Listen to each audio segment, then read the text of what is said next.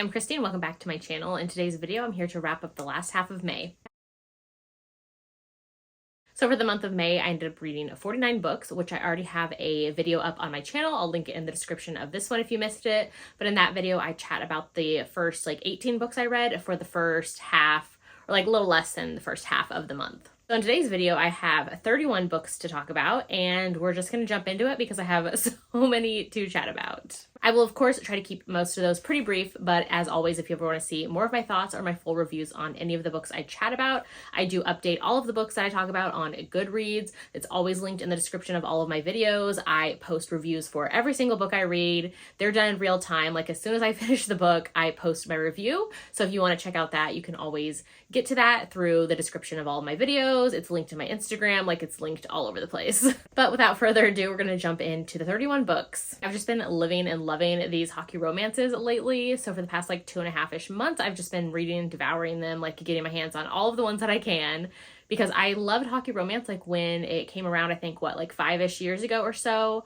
Really loved it then. I feel like we have even more options now with the writers who are writing them. So I'm just here for it, obsessed, loving it, thriving, hockey romance forever. So the first one I read is Trick Play by Veronica Eden. This is actually a novella that exists in the same world as her book Iced Out, which I had read earlier in the month and absolutely loved it. And I had said in my mid-month wrap up for that one that when I was reading it, the author had reached out and was hope you enjoy, blah, blah, blah. We chatted. And so I was while I have you here, I need to know all the things, who else has books?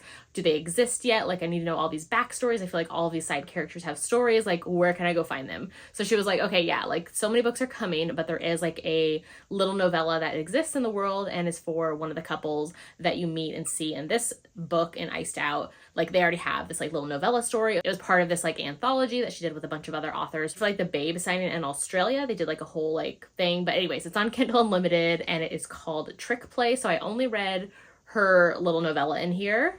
But this was a fun time. I ended up giving it 4 stars. It's fun. It's a hockey romance novella, of course. It has a fake dating. It's brother's best friend. It was just so fun. In this one, the heroine and her twin brother, they both go to the same college, which of course is where the series takes place.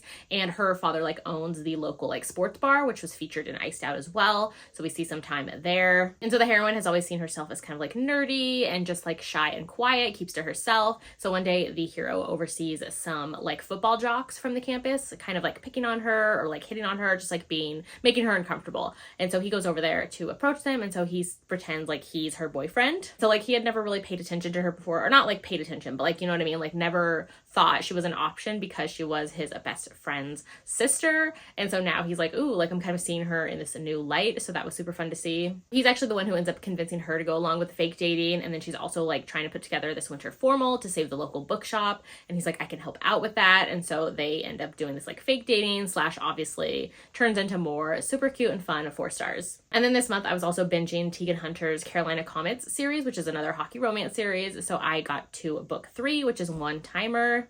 This one I absolutely loved. I ended up giving it 5 stars. It's actually my favorite in the series so far. So this one is a one-night stand turned surprise pregnancy and of course hockey romance, and it just worked so well for me. I have noticed recently that I enjoy actually surprise pregnancy when it comes from a one-night stand and leads to more. I don't like when surprise pregnancy is part of a story that pops up to disrupt the couple or something like that. But when it's a one-night stand turned surprise pregnancy, I've found I'm so here for it, and there's a bunch of authors that can pull it off really well and have convinced me that I enjoy it. So in this one, the hero and the heroine, they meet in a parking lot and they start arguing, and she's why are you even here? You shouldn't be here. I'm here for my sister's wedding. You don't belong. And then they come to find out that he's there for the same thing. His best friend is marrying her sister. So he plays hockey with her brother-in-law to be. And so they're both going to be in the wedding together. They're going to be walking down the aisle together. And so they kind of have to come to be in each other's lives. So I just love the setup of this one, that hateful banter that we got in the beginning. And then it leads to a little wedding hookup, one night stand, obviously, that leads to, of course, the surprise pregnancy. This is all in the synopsis. I don't try to give away surprise pregnancies if they're not in the synopsis, that you could read the blurb for yourself and see this as well. So just know that. So of course, since the hero is her new brother-in-law's teammate, it's really easy to track him down and tell him about this surprise pregnancy. And I just really enjoyed, I liked seeing the hero and the heroine kind of try to get to know one another while they're going through this process of being pregnant together. That was super fun. The hero had some things to overcome from his past that he was dealing with, as well as he always wanted a family. So I liked that for him. So yeah, it was a fun one and I gave it 5 stars. Then I got to Sinbin, which is the 4th book in the Carolina Comets series. And again, this is hockey romance. The audios are like super fun and quick. They're around like 6-ish hours, and that's like before you even like speed them up or anything. And then they're just like very like low angst and kind of chill. Like there are great tropes in them, and I think that people will find like one that they like within the series. So in this one, we actually have age gap, we have workplace romance, we have forbidden, and then we have mutual pining as well, on top of like the hockey romance. So in this one, the heroine actually works for the hockey team, so she's like their social media manager, and then the hero, of course, is a hockey player. So when the heroine hears that her boss, like the director of the social media team, is quitting, she's determined to get the role and get the position, and so she has to do this piece on the hero, which he's like the most elusive player of the team. He's like a veteran player, and she's supposed to like follow him and spotlight him for the entire season. So she's also reminded that relationships between the players and the staff are forbidden, and they're not allowed to like get together. But this comes to be a little bit of a problem because her and the hero have already slept together 2 years ago in the past. I like this couple a ton. They definitely brought the heat. If I didn't say I gave this one 4 stars, I forgot to say that possibly at the beginning, but I did enjoy this one. I gave it 4 stars. We get some flashbacks to when the hero and the heroine met like a couple years in the past at like a bar, hit it off, had a one-night stand together, or like a whole like weekend they spent together. And so they didn't see each other again until she showed up at like his new workplace and like works on the social media team. So they've kept their distance ever since, but of course they've been mutually pining for one another, which I love to see. This one has age gap as well. The hero is 10 years older than her. I just love this like whole friend group and seeing all of these stories. So yeah, 4 stars for Sinbin. Next, I jumped over to Yours Truly by Abby Jimenez. I had been waiting for the audiobook to come in from Libby since like the release date, and it finally came in, and so I was so excited to get to it. I gave it 5 stars. I absolutely loved this book. Hero in this one, Jacob, like he is absolute perfection. He should like be protected and cared for and loved, and I just like love him so much. So the heroine has a lot going on in this one. She is a busy ER doctor. She was recently divorced. Her brother actually needs a kidney transplant as well. So she has like all of these things she's juggling and thinking about all the time. She's also hoping for a promotion at work, and then she thinks she's gonna get it until she meets the new hire, which is the hero. He's a doctor there as well, and so she's like, oh, like he's probably gonna get this job. Like she automatically kind of takes a disliking to him. But then he ends up surprising her with sending her a letter at work, which was so cute and sweet. I love the like letters that are throughout the story. They end up writing back and forth to one another, getting to know one another. He tells her that he has like social anxiety. He doesn't make good first impressions, and like he just really opens up to her, which was so sweet. So they become these sort of like pen pal and like friends in real life as well while they work together. He ends up telling her that his ex-fiance is now engaged to his brother, and he asks the heroine to fake date him, like come back with him to his family and like pretend to be his date around them. This one was just like so incredibly charming and heartfelt and like just so precious. Like those are the words I think about when I think of this book. The hero is like hands down one of the most genuine, sweet, caring, like the perfect good guy hero. Like he is all of those things. Like a cinnamon roll, that is him. I loved his pining for the heroine. It was so sweet. They're definitely not on the same page in the beginning, but it was so fun seeing them come together and like figure it all out together. Like I mentioned, the hero does have anxiety, and so I like seeing how the heroine like defends him to others and like stands up for him and helps him out. Like she knows that he likes to know like where he's going ahead of time, and so she'll like send him photos like, hey, here's what the house looks like, here's where you're gonna park, like sends him the whole plan.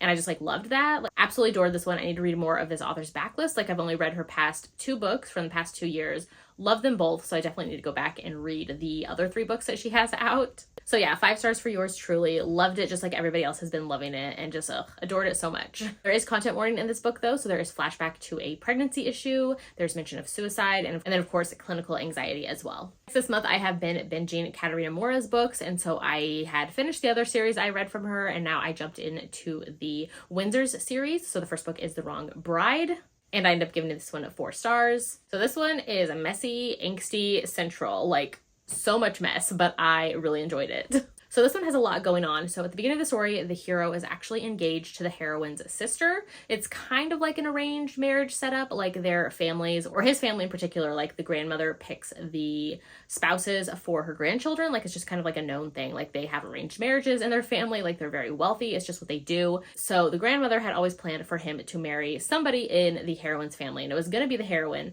but then the hero saw her sister and they started to fall for one another. So the families were like, this is perfect. Like they'll be engaged. This is all set. So when the story starts, he's engaged to her sister. The hero and the heroine are also friends as well. So this has friends to lovers. It's also sister's best friend because she's best friends with his sister. So like it has a lot going on. This is definitely one of those like I saw him first, but then he fell for her, like being her sister. And so it just gets like very messy. The heroine's sister, right before the wedding, like she decides she wants to set some things on hold. Like she doesn't want to get married right away, and asks if they can like take a break from that or like break off the engagement. And so when that happens, the grandmother of the hero, she's like, the wedding's happening. Like, I don't care which sister you're marrying, like you're marrying one of them. And so they decide to throw the heroine up there. And the heroine has always like loved him and wanted to get with him. So she has this like secret pining for him. And so she's like totally down for it, but at the same time, like heartbroken because she knows like he's still upset about the breakup from her sister. So complicated. So then it turns kind of like a marriage of convenience because they get married, and then the heroine's sister is like still coming for the hero. Like she still wants him back after she thinks like he serves his time with the heroine. Like she thinks they're gonna get divorced and then like him and her can be together again. Yeah, this book is definitely messy, dramatic, a little overly dramatic, and a bit predictable at times too. But like I've just realized that's kind of this author's style, and I have a fun time with him. If I know that's what it's like going in, I'm totally fine with it. So yeah, the heroine's determined like to make the hero love her and fall for her. So we have that angle going on. So messy. Like I loved it and I ate it up, gave it 4 stars, finished it in a night. Like it was such a fun time. Then I jumped into the second book in the Windsors, also by Katarina Mora, and this one is The Temporary Wife, and I gave this one 3 stars. So this one is a marriage of convenience between a billionaire hero and then the heroine is his secretary. So the hero in this one, he is brothers with the hero of the first book. And so like I mentioned, their families are just used to having these like arranged marriages. And so that's what he knows he's going to have. So like he doesn't even blink an eye when his grandmother sets up this like arranged marriage for him. But that is until of course he starts falling for the heroine, which is his secretary. So they share like a little hot moment together and they both decide like, hey, what if we just like have this marriage of convenience set up and like do that, like secretly get married. So they do that while he's still engaged. But of course the person he's engaged to is like from this arranged marriage that his family set up. So like it's not a ton of hurt feelings, but I just never felt enough from the characters, and so I wasn't like super invested in their story. Like it was okay for me, and that's why I gave it 3 stars. Next, I read an arc of Hello Stranger by Catherine Center. This is her newest book that comes out this summer. Its release date is on July 11th. I loved this book so much. I got an audio arc of it from NetGalley and I was obsessed. Like I gave this 5 stars. I've read quite a few of this author's books. I think actually like all, but like maybe one of her books I have read. And they're always a good time, but this one is easily like my new favorite. I just loved it and the audio is so good too. This one, the heroine is a struggling portrait artist, and so she thinks she finally just got her first break. Like she got accepted or got a spot in one of this like coveted portrait competitions. So she decides to go celebrate by going to the local like little grocery stand on the corner and goes to buy some cheap wine. Along the way, like she forgets her wallet, somebody offers to pay for her, like this whole big thing. But along the way, she ends up actually getting hit by a car when she's crossing the street. So she ends up getting rushed to a hospital, and then while there, when she's like recovering or whatever, the doctor comes in and tells her that when they did scans and like x-rays and whatever else they did when she was there, they realized that she has this malformed blood vessel in her brain. And so they're like, this could like be potentially dangerous. Like we'd recommend you having surgery to get it removed. So she's like, brain surgery? Like, can we put that on pause? Like, I'm a little busy with this like portrait competition. And so they, of course, tell her like, hey, this is like serious. Her dad gets involved as well. And so it turns into this whole thing. And so she ends up deciding to go along with the surgery and having it, because they told her about like the recovery time and all of that. And so she's like, okay, that's fine. Like, let's just do it. So she does it. And then when she wakes up, she realizes that she has facial blindness, or like cannot recognize faces. Like they're just a jumbled mess, like very like Picasso looking. So the doctors tell her that that was like a rare thing that could have happened when they did this like brain surgery, and that they're hoping it's just temporary. It could last like 2 to 6 weeks. And the heroine has to kind of go along with her life from there. And so of course that's complicated because she literally like paints faces for a living, and now she like can't put together a face to save her life. So yeah, there's like a whole lot going on in this one. I really love the setup. I love the heroine's like story throughout this. I would say Catherine Center is definitely like women's fiction / contemporary romance. Like she kind of goes along that line. Like there's romances in here, but it's definitely more of like the journey of a heroine, or like in this case, the heroine has things to work through with her father, with her stepmother and stepsister, ends up meeting this like super sweet guy along the way. Like it's just really good. I loved it so much. Like I actually cried during this book a couple times actually, like during the story and then with the author's note at the end, and just like, ugh, it was just so good. And I loved it when I read it. I will say that when I read it and like I wrote my review, I didn't think there was like a mystery element to this story, but apparently there was, or other people thought like things, you know, didn't piece together until the end. I feel like I saw all of those things coming and like enjoyed the story anyways, regardless of seeing those already, which I don't want to say like because in case other people go in and like don't piece things together as well. But yeah, like, I don't know. I saw what was happening, but I loved it anyways. Had a great time. 5 stars. I can't wait to have a physical copy of this one. Next up, I ended up reading The Last Word by Taylor Adams. This is the newest thriller from this author, which I have read, I think, the previous 2 books for this author. So they wrote No Exit and then Hairpin Bridge. Love No Exit. Hairpin Bridge was a total miss.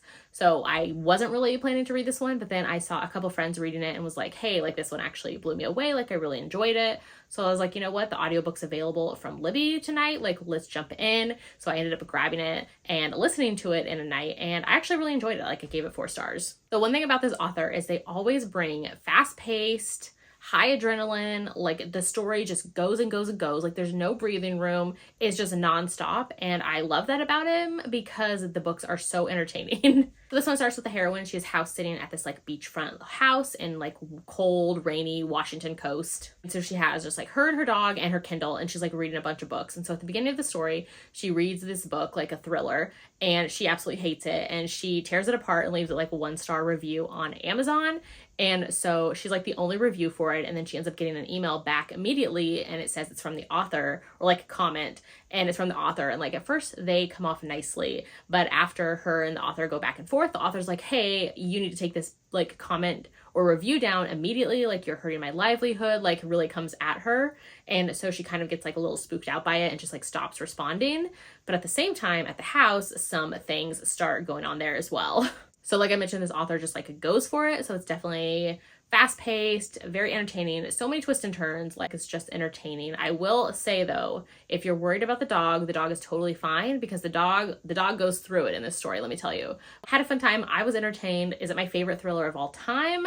No, but like it was entertaining for what it was. So yeah, 4 stars. Next up, I read The True Love Experiment by Christina Lauren. This is the newest book from this author duo. I've mentioned in the past that I do like to read this author duo's books, but their books, like their earlier books, their earlier indie stuff, are definitely still my favorites of theirs. This newer stuff is like okay, but like, I don't know, the synopsises always pull me in anyways. So this one I did want to read though, because it is the follow-up, or like exists in the same world, like follows a side character from the Soulmate Equation, which was their book last year or the year before. So I wanted to jump into this one just because it follows a character that we met there. It was fun and I ended up giving it 4 stars. So in this one, the hero is a documentary filmmaker. He's a single dad to his daughter, or like he co-parents with his ex. And then his boss ends up telling him like, hey, you need to make a reality show or like risk losing your job. And so he kind of like panics and decides to make a dating competition show. He decides to incorporate the heroine, who he was like seeing her speak at some event that they're both together at. And she's like this best-selling romance author. And he is like, why not get the like queen of romance to then find her own like real life Prince Charming or like hero. So this one was fun. And of course, those 2 people fall for one another instead of like all the contestants on the show with her. So there's lots of like dating competition stuff going on. Her and the hero become friends, and there's that like behind the scenes kind of like secret relationship stuff going on. Yeah, I really enjoyed this one and gave it 4 stars. Next, I read Collided by Lauren Asher. This is the second book in her Dirty Air series, which follows Formula One racers. This one I ended up giving 2 stars to. So the audiobooks just released recently for book 2 and 3. So I finally continued on in the series, which they are available on Libby and Hoopla. Libby and Hoopla have been bringing it lately. You'll be hearing me talk about Libby and Hoopla a ton. If you have access to like through your libraries to use them, definitely recommend it if you're not already, because the like audiobook game they have lately is just like killing it, and I've been getting like majority of my audios from there. Anyways, back to the book. So this one I ended up giving 2 stars to. I had really enjoyed the first book in the series, Throttled. This one I had heard not great things for, so I was kind of expecting that going in, but hoping to like at least like it a little bit. I'm one of those people who likes to read a series in order, so I wanted to get to books 3 and 4, which I have heard people really love. So I was like, I want to get to book 2 because that's how I am. I am like a completionist. I love to complete series. This one, the hero and the heroine, they kind of meet in the past and hit it off, but nothing comes of it. And then they meet again later, where the heroine is actually the hero's rival's daughter. And so like, yeah, her dad and the hero like both exist in the same like Formula One racing scene. The heroine's actually around for the summer and she has this like list of naughty things she wants to do. So it becomes her and the hero kind of like knocking off these things like friends with benefits style. The romance and the chemistry just didn't work well for me in this one. It felt very lusty instead of like having actual feelings. It also didn't help that in this one, like the first little bit of the book, or the first half of the book maybe, was very like repetitive of things that we've already seen happen in book 1. So I was like, can we just like develop this romance or characters better? Like, why are we going over the same thing again? So it had that aspect to it as well. So yeah, I gave it 2 stars and I did continue on. So you'll hear about book 3 in a bit. But yeah, I've heard book 3 and 4 are better. Next up, I read Legacy of Shadows by Tessa Hale. I ended up giving this one 4/4.5 stars and really enjoyed it. This one is a new adult paranormal romance. It has wide choose. So there's one heroine, multiple heroes with her. And yeah, I just had like a really fun time with this. This was like nostalgic new adult paranormal feels, like, but in the best way possible. Like when I say that, I mean it in the best way, and I had a great time with this one. I love the like found family vibes as well as like the romances that we were getting as well. It does end on a cliffhanger, which has me dying to pick up the second book, which comes out at the beginning of June, so I cannot wait. But yeah, I really enjoyed this one. I gave it 4.5 stars. Next up, I read Lone Woman by Victor Lavale. This was one of my book of the month picks earlier in the year, and so I finally got to it. This one was such an eclectic mix of genres. Like, I only knew a couple things going in beforehand and wasn't really sure what it was about, but I had a great time and I ended up giving this one 4 stars. This one has historical fiction, a little bit mystery, a little bit horror, kind of thrillery, and it has like a little bit of some paranormal, supernatural bits to it as well. So in this one, we follow the heroine, and like I said, it's like the 1910s, and she ends up leaving her home in California. Her parents have died, and she talks about that loss, and also this like huge weight that she has on her, like to protect and guard this kind of like trunk or this case that she carries everywhere with her. So it's kind of like that bit of a mystery of like, what's in this case? Like, what's going on? Why does she feel like chained to this case and like worried when other people are near it? Like, just very like intriguing vibes. So this book features the like little known historical fact or like little tidbit that women who were over the age of 21 in this time frame, like the early 1910s, that women who were over 21, if they were single, if they were deserted, if they were divorced, if they were widowed, they were actually able to get land and go and like do the homestead thing for a year. And if in that year they were successful, like they could then own the land that they were on. So yeah, the heroine travels to Montana with like a tiny little backpack of her possessions, as well as this like heavy steamer trunk and like a huge mystery about what's in it. Which like this book is so hard to describe it because of what's actually going on. Like I don't want to give it away. So yeah, she's tied to the steamer trunk. We don't know why. Of course we discover why in the story. I had a great time with this one. I mean, around here, I think you can tell that I mainly read romance books, but of course I do branch out and read other books as well. Like I love a good book, a good story at the end of the day. So any genre, I don't care. I will pick it up and read it. So yeah, I had a great time with this one. Next up, I read River Sing Me Home by Eleanor Shearer. Again, this was one of my book of the month picks for earlier in the year, and I do love to get to those books, so that is why I got to this one.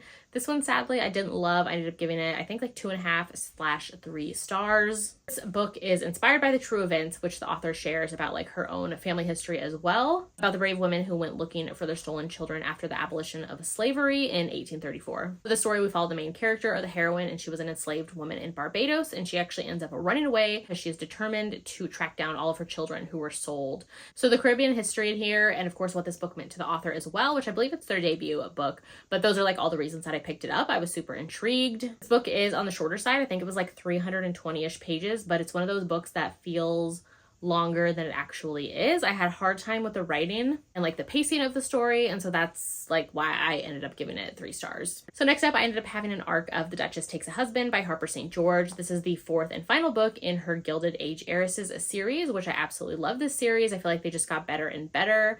This one I had an arc for, but it is already out now, so you can read it as well. And this one I ended up giving 4.5/5 stars.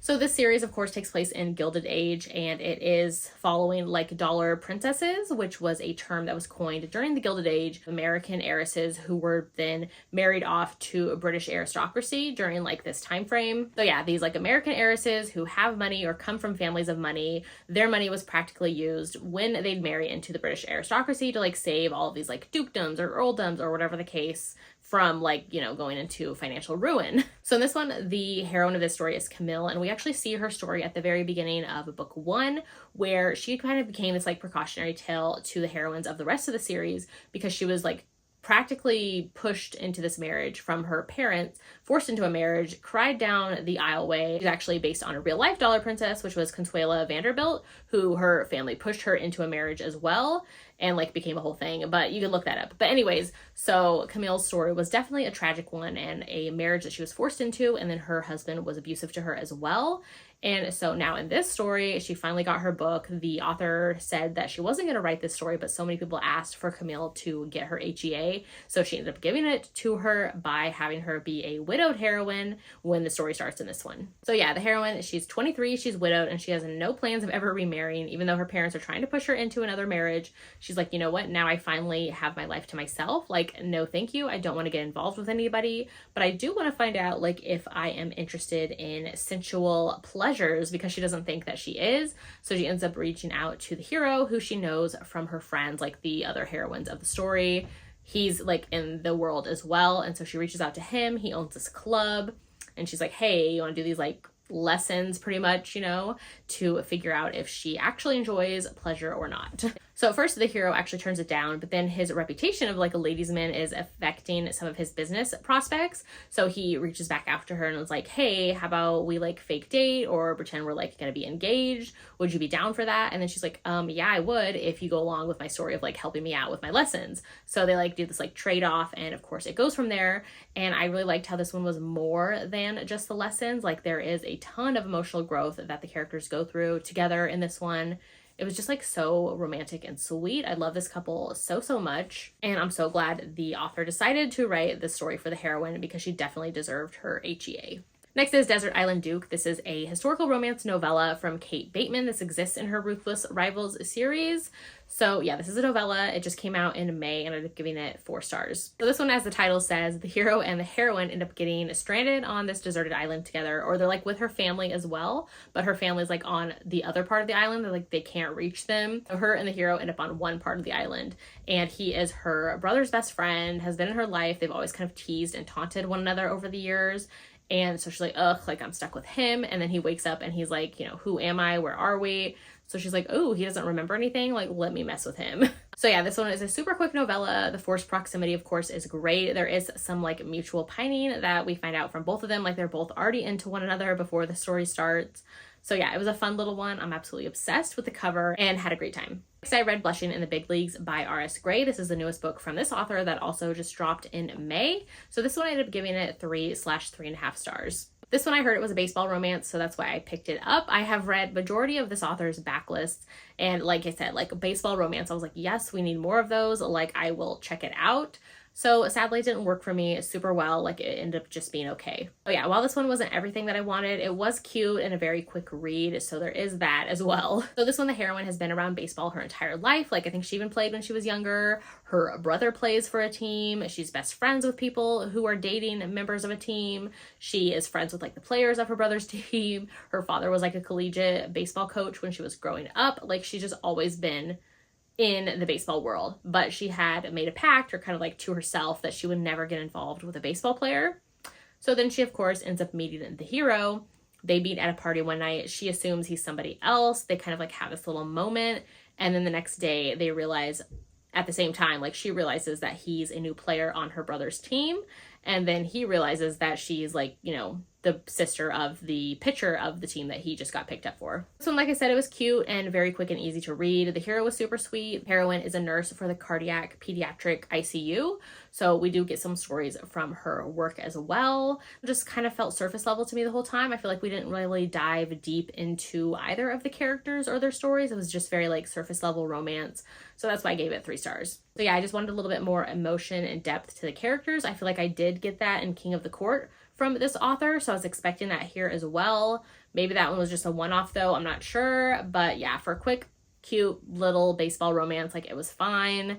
Not my favorite though from this author. Next, I read One and Only by Carlos Sorensen. This is a new book from her that came out in May as well. May was stacked with so many new releases, and I did keep up with all of them. I think I only have a couple left to get to, but I did keep up with them, which I love to do. So yeah. Anyways, this one I gave 3.5/4 stars. So this one, the author says her books are standalones, but they all exist in the same world. Like, you're going to see the same characters, the same families over and over.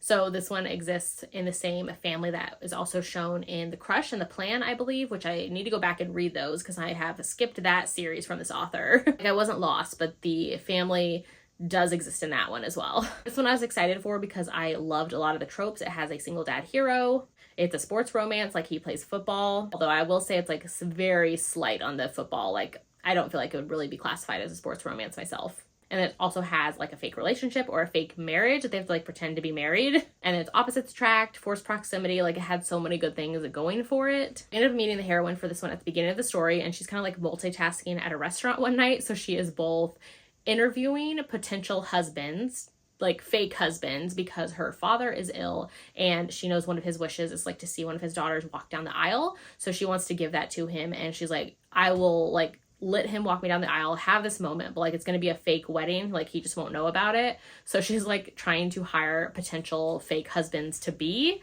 and at the same time she's waiting to meet the hero who is there for a meeting with her because she's like an interior decorator and she's going to like decorate his daughter's room. So they end up meeting, having their little meeting, and then afterwards like he has to come back to the table because he forgot his hat or his keys or something like that. So he comes back and then he sees the heroine like still there having meetings with these like fake husbands to be. And he's like, what is happening? What is going on? And so he kind of like gets interested. So later on, because the hero actually plays with, I think, the heroine's brothers, like on the football team. So they kind of know one another. And he ends up seeing her later on, kind of interacting with his daughter, who is usually very shy and has a little bit of like social anxiety. And like they're doing so well together. And so he's like kind of intrigued by it and surprised that his daughter is like taking to her so well. And of course, he's like still intrigued by the whole like fake marriage possibility. So he decides to offer himself up to the heroine because he's also trying to prove to his ex that he is like a capable father on his own. And they actually do have like a healthy co-parent situation, which I love to see. But yeah, so he's like, this would actually like help me out and have her feel more comfortable, like that there's somebody else at the house, you know, if I was like married. I love the heroine's family, in particular the Wilder family, which I want to go back and read the other books that they're in. Just love how they enveloped the hero and his daughter into their family. Like they just, you know, immediately brought them in. Fake marriage does come in very early on into the story and falls together easily. The romance though was actually slow burn, which I like to see. Ending though, this one felt a little bit more rushed than I wanted it to be. And while this one was like a low angst romance, I kind of wanted a little bit more from it. So yeah, it was solid. It just didn't captivate me as much as I wanted it to. So that's why I gave it 3.5 stars. Next, I read Salt in the Wound by Sierra Simone. This is actually a prequel novella, part of a new series that she's going to have coming out in the fall. And I absolutely love this one. I ended up giving it 4.5 stars. This was just like an amazing, delicious prelude to an amazing series. I'm just going to call it now. Like, it's going to be an amazing series that we're going to get later this fall. And like, this was just the perfect little bite, which you can actually get this through the author's newsletter or on their website. I think it's free. You might have to check, but it was, I know, for a little bit. Yeah, since this is just like the prelude to the story, there is no happily ever after. There's no happily for now or anything like that. Like, we're just getting the characters set up in this one. This series is actually also going to be a MMF retelling of Tristan and Isolde, with an arranged marriage, a morally gray hero, a badass heroine, and then a virgin bodyguard. In this little prequel, we just spend time with two of the sides of this like throuple that we're eventually going to get the throuple. The heroine in this one, she is the heiress to like a banking empire, but she actually wants to become a nun.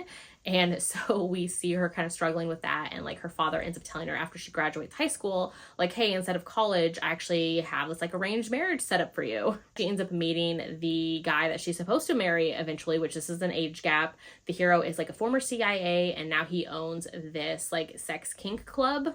She's very intrigued when he tells her that to pull off this marriage situation that they're going to have to, you know, eventually have this arranged marriage, that she's going to have to pretend to be a submissive because nobody in his world is going to believe that like he would have somebody from outside of their world like would be his eventual bride. So she has to kind of play his submissive as well and learn some of that about him. Oh yeah, like I mentioned, the heroine does want to become a nun eventually, but she has been secretly dreaming of pain. So this is kind of like the perfect little pull-in to their story. This prequel covers a few years with a couple where we see them meeting off and on throughout the years.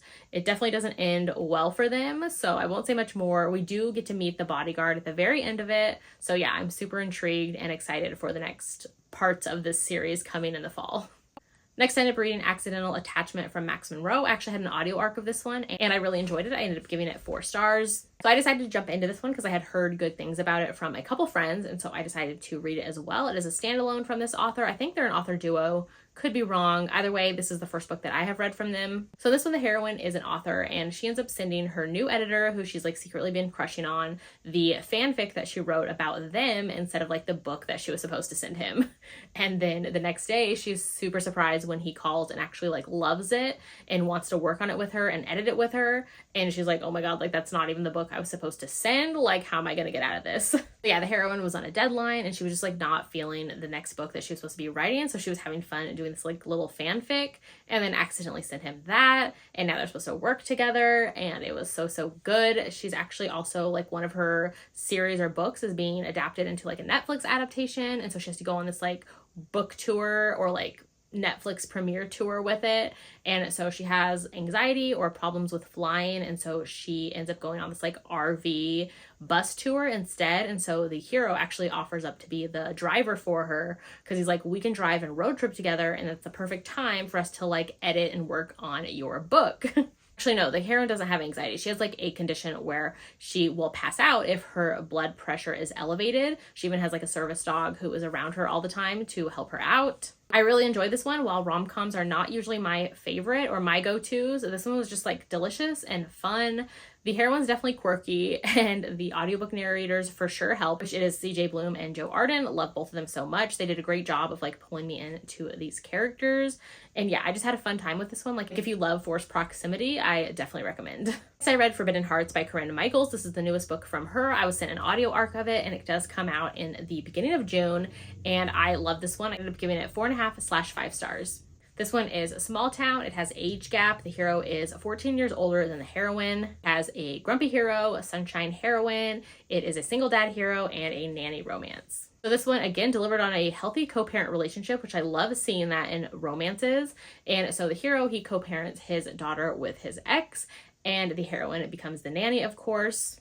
So the hero is the sheriff in this small town, and his ex is ended up going away like overseas for months for a job. And so he's like, I'm going to need more help. And so he ends up trying to hire a nanny. The nanny who was supposed to come ends up not being able to make it. And so he's kind of struggling at the last minute to find one. And his boss overhears him and is like, well, hey, my daughter's coming back from college. And like, she knows ASL because his daughter is deaf as well. And so he's like, she could help you guys out.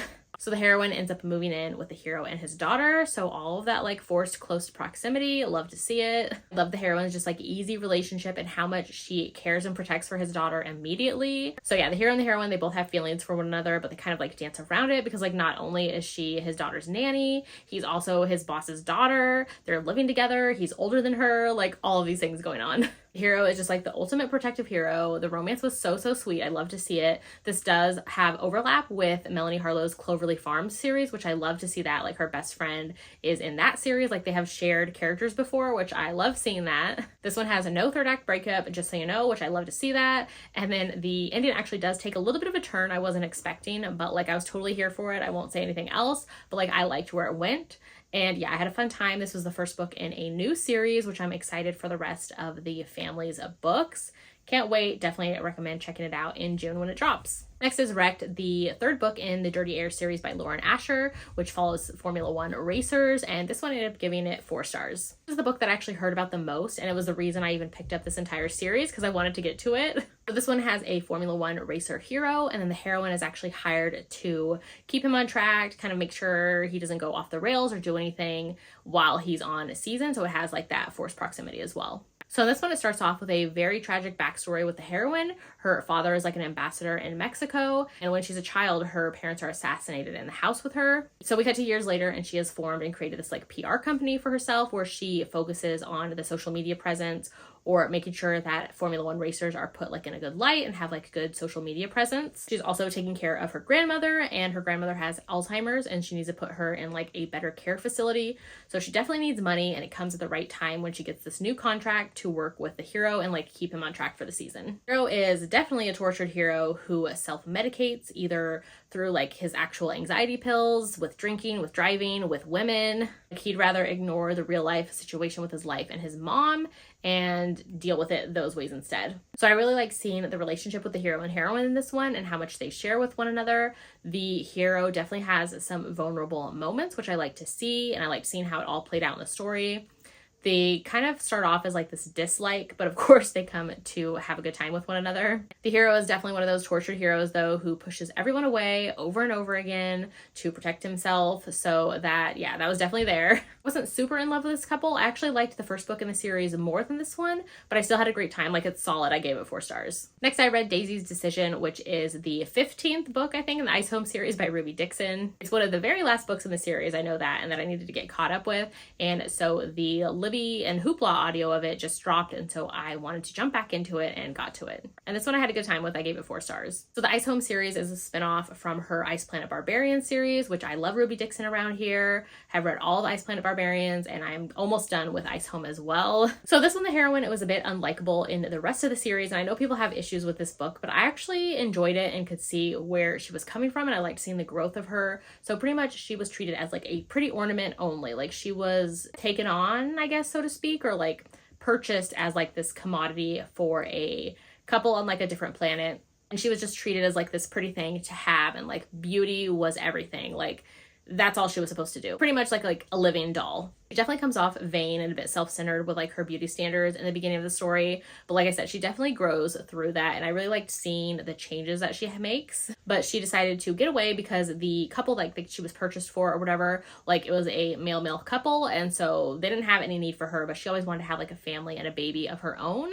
And so she ended up coming to the ice planet for that. So she's determined to find a mate and have babies of her own, but she hasn't resonated yet. So she decides to take it into her own hands and have the healer like force a resonance bond for her with somebody, make it a possibility for her to have a child. So she ends up approaching the hero, who is her friend, and asks him if he'd be willing to help make a baby with her. So I thought this one was a super interesting and unique setup for the couple. Like, we haven't seen this happen for any of the other couples on the ice planet, I don't think. So I did like that. I love a friends and lovers setup. Like I mentioned, the heroine, she was treated that like beauty is everything. She doesn't help out with the tribe. Like, she doesn't try to get involved. And so she is a frustrating character, but like I said, she does grow through that. Like, she just doesn't know. And so the hero kind of tunes her into this, like, hey, why wouldn't you like try to protect yourself? Or why wouldn't you learn to hunt? Or why wouldn't you help out? Like, we need firewood, or we need food, or we need all these things. Like, why don't, like, you have 2 hands, like, get out there and help us out. But yeah, I did like seeing the growth from her. I love the hero. He's like all about that providing and protecting, which love to see it. And they were just like super sweet together, and I just loved them. So yeah, I gave it 4 stars. We do see the setup for the next and I think final couple in the series, and like I am so intrigued and want to jump into that one immediately. So next is Titan by Jillian Graves. This is a daddy kink, dom, gargoyle monster romance that had been on my TBR for over a year. And then when I saw the audiobook was available on like Libby and Hoopla, I decided to grab it one night and dove in.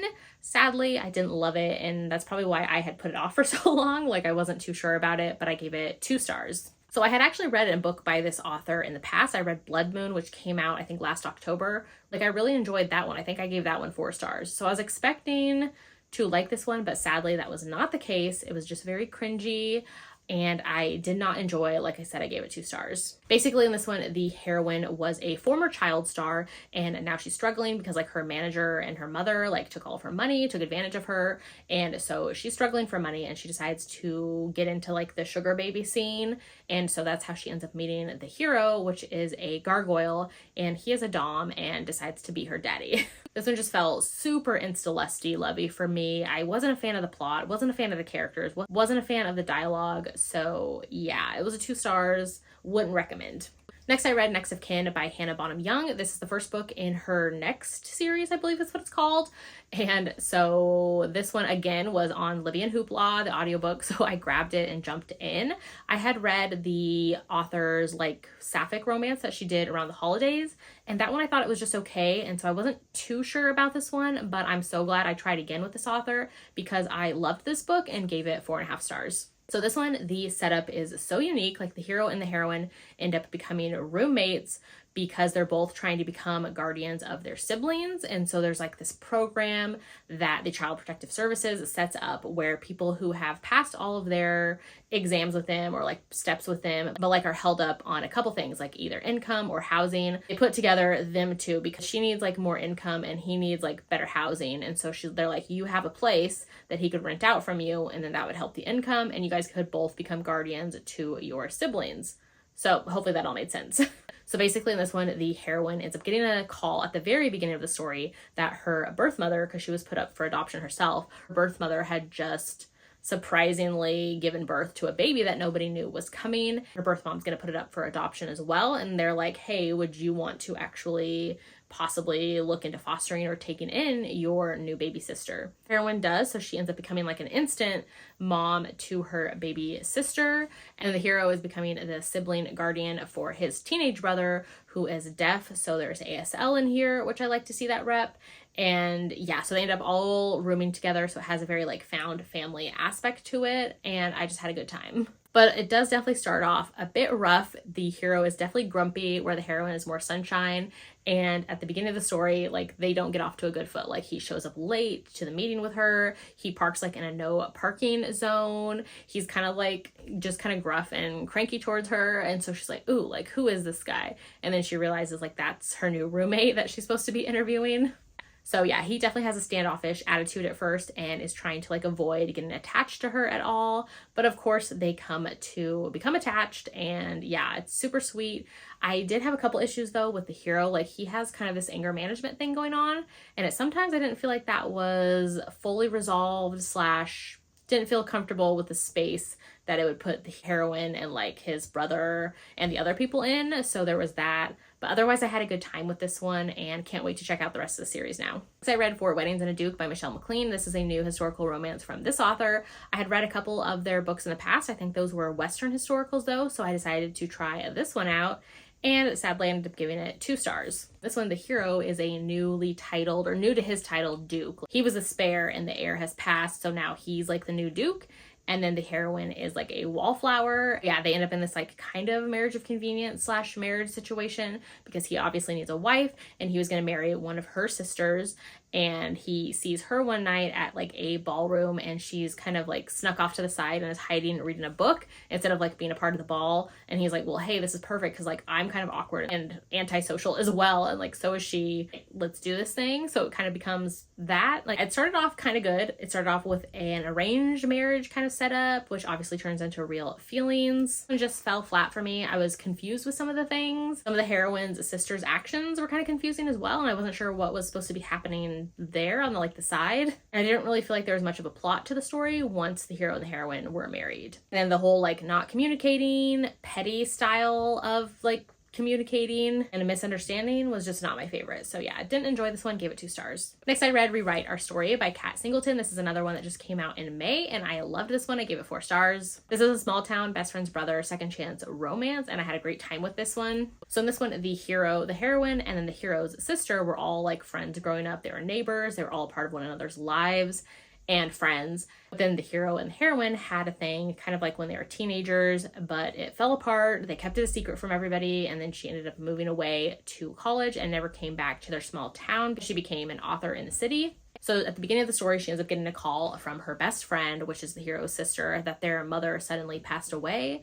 And her best friend's like, can you come and be here? And the heroine's like, oh my God, like immediately yes. And it takes off to go back there. So she's around the hero again. So I really like this one, how we have present day and flashbacks as well. It definitely helps you understand the like bond and the chemistry between the hero and the heroine. Like I'm a sucker for a second chance. So I loved this, ate it up, gave it 4 stars, and I'm so excited for another book in the series from this author. Next up, I got back to Tegan Hunter's Carolina Comet series. So I got to Scoring Chance, which is I think the 5th book in the series. So again, I've just been having a great time with this low angst hockey romance series. So the hero is a hockey player and also a virgin hero. So we've seen the hero throughout the series as the rookie, and now of course he has been with the team for a few years, and he makes a kind of like little awkward situation with the heroine. So the heroine owns like this donut truck shop that they all eat at, and so like she's been a part of his life for a couple of years, but like one day he makes this like awkward moment when he tries to introduce himself to her, like as in the fact that he's not been coming there and eating donuts from her shop for a couple of years. So she's like, this is awkward because I thought we already knew one another. I've also been like pining for you. Like, this is weird. So she definitely has some like slightly hurt feelings over that, but he definitely comes back and grovels for it. So they become friends, and then the heroine ends up helping him out because one day she hears the rest of the team kind of giving the hero a hard time about like finding a date for this like fundraiser event. And so she offers to be his date, kind of goes from there. It was super sweet. I loved how we get a curvy heroine in this one, and she's actually the one who's slightly older. I think she's like 4 years older than him. So yeah, it was just a fun one and a great addition to the series. Next, I read The Beast in the Bookseller by Ava Devon. This is an arc that I got. This one is on the shorter side. I think it's around like 200-ish pages. This one I ended up giving 4 stars to, so it's definitely like Beauty and the Beast themed, as you can tell by the title. So if you like Beauty and the Beast vibes with like class difference historical romance, definitely check this one out. So the heroine in this one, she works at her father's bookshop, and they always like cater or are the bookshop for this duke's family. Like they've served his family for like 200 years or something like that. And so usually her father always deals with the books that the dukes want from this family, but one day the duke shows up at the bookshop for the first time and talks to the heroine because she's the one, of course, running and working at the shop, and he's like, hey, your father's been slipping and like not coming to the meetings and he's not showing up, like now I want you to help me out and bring me the books that I need. The hero kind of has this like bad reputation of being very blunt and a bit gruff, but the heroine is like not afraid of him and just kind of like goes head to head with him. They also like become sort of friends over their like, you know, love of books together, which was fun to see. So yeah, this one was short and sweet. I loved his like gruffness and how she's like the exception to the rule for him and like the only one that he lets in. Yeah, this one comes out I think the beginning of June 5th, I want to say. So definitely recommend checking it out. Next, I had an arc of Reckless by Elsie Silver. This is of course the 4th book in her Chestnut Springs series, and I love this one. I gave it 5 stars. This one is of course small town. We also have a secret baby in here, which is in the synopsis. I'm not blowing anything out of the water here. And then it also has Grumpy Sunshine, with the heroine being the grump. So we've seen a lot from both of these characters throughout the series. The heroine in this one, she is the sister of the heroine of book 1, Flawless, as well as the hero in this one. The hero that was a Flawless is this hero's role model / mentor for bull riding. So the heroine Winter has definitely been shown with this like icy cold kind of personality throughout the series, and so we finally get to see her story, and I definitely love her. Hero and the heroine butt heads from the start. She's like irritated with him. She's going through this like divorce or like bad marriage situation as well, which we see some of that backstory, which we also saw in like Flawless and some of the other books. So that plays out more in this one. And so the hero and the heroine, they butt heads, but then they end up sharing a night together, which of course leads to a surprise pregnancy. And then it turns into a secret baby, which I was super curious how Elsie would handle that. And it was okay for me. Like, it wasn't my favorite secret baby romance ever, which I do love a secret baby romance. I think there was definitely some holes in it that it could have been figured out, like, or made clear easier. Like, it didn't have to have been a secret from him, or like, don't want to give too much away, but like the situation that they were in, I feel like if I looked at it more closely, like obviously there was other ways for her to have reached the hero, but like I totally get it and enjoyed it. I mean, I gave it 5 stars, so like I'm not dissing it at all. But yeah, the hero finds out about his daughter 9 months later after she's already born, and so it goes from there. He is immediately in, which I love to see. Like, he drops everything and wants to become a dad to her, and it's so sad seeing like his loss of the time he didn't have with her. Ugh, it's just like so good. I don't want to give it like too much more away, because it does come out in June and I think you just need to read it. So yeah, I enjoyed it and gave it 5 stars. I will say though that Heartless, I mean, Kate and Willa, they're still my absolute favorites, which is book 2 in the series. This one though is now my second favorite in the series, so there's that. Next, I read Liars Like Us by J.T. Geisinger. This is the first book in her new Morally Grey series, and this one just dropped in May, and so I ended up picking it up the weekend that it came out. And sadly, I did not enjoy this one. I gave it 2.5 stars. This one is a contemporary marriage of convenience romance that I was excited for, but it sadly just didn't do it for me. So we only get the heroine's POV in this book, which I think was definitely a miss. We could have had the hero's POV. There is like some secrets, things going on, but I feel like it's one of those books where the secrets are not a secret. Like, it's obvious to see like what's going on, that he's obviously known some things a little longer than he's leading on. So I think that even having his POV and maybe not showing that part, like she still could have had it, but I mean, it is what it is. This one I just never really felt connected to the characters either. I felt like it was very insta-lovey. Basically in this one, the hero walks into the heroine's bookstore one day and is like, hey, I want you to marry me and I'll pay you like $10 million as well, which comes at like the perfect time because the day before she found out that like the rent is increasing on her bookstore and she's gonna have to figure out a way to sell it or something like that. He's like a billionaire hero and he tells her to access like more of his inheritance. He needs to get married. And so it kind of goes from there and jumps like right into it. But of course, like everything isn't adding up as it should be. And like I mentioned, there are like secrets involved that he has from her. I read a couple books that have the same like premise and setup, and this one just didn't wow me. And yeah, it was kind of like a big disappointment. Of course, this author always delivers on like a ton of steam, but like I wasn't invested in the characters of the story. So like honestly, I could have done without all of that. So yeah, it was a miss for me, 2.5 stars. And then lastly, I read Little Lies by Helena Hunting. This is the first book in a series from her. And I'm so excited I finally got to this one. I gave it 5 stars. For some reason, I thought this was like a romantic suspense series. And that's honestly why I've been putting it off for a while, because those don't always work for me. But like, that's apparently not the case. Like, I don't know why I thought that or how I thought that, but it's not romantic suspense at all. Actually, this is a contemporary new adult, like college setup romance with a hockey hero and a trope that I absolutely adore so much. Like, I'm a sucker for childhood friends turned enemies to lovers. Like, I eat that up all day. So this one is also like a spin-off or a second gen story. So the hero in this one, his parents were a couple in the All In series from this author. And the heroine, her parents were the couple in the Pucked series. So that was super fun to see their kind of families in here as well as their stories. So in this one, the hero and the heroine are friends as children. And then when the heroine is like a little girl, like I think 6, at a carnival or something, she ends up getting kidnapped for a little bit of the time there. Everything comes out all right. Like she's fine. Like obviously she was taken, but it became traumatic for everybody involved. And from there, the heroine developed like anxiety. The hero has anxiety as well. I will say there is a ton of anxiety rep in here. The hero and the heroine, they started to lean on one another or use each other as crutches and just became like kind of like a toxic level, or their families thought it was a toxic level of the way they were like relying on one another. And so they decided to separate them, and that's kind of when the enemies situation came up. And so now they are back together and they're attending college together. I just loved the strong bond that these characters have together, the hero and the heroine. Like it's definitely felt. Their chemistry was so palpable. Like this was so steamy, so good. I just loved it. Also love seeing the heroine kind of come into her own a little bit, making the hero grovel for a little bit of the time was so fun. Yeah, super angsty as well, and I just had a great time and gave it 5 stars. So those are all the books that I read for the last half of May. Let me know in the comments what books you read for May. If you've read any of the ones I just chatted about, I'd love to know. Or like what your favorite read of the month was, I'd love to know that as well. I had so many 5 stars for the month, which I absolutely love to see. This was definitely my best reading month as far as like 5 stars. So love to see that and wait to see what June brings. So if you haven't done so yet, make sure to like and subscribe so you don't miss out on any of my future videos, and I'll see you in my next one.